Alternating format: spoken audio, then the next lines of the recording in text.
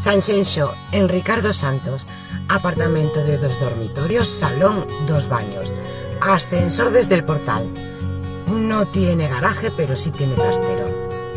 Te puede encajar.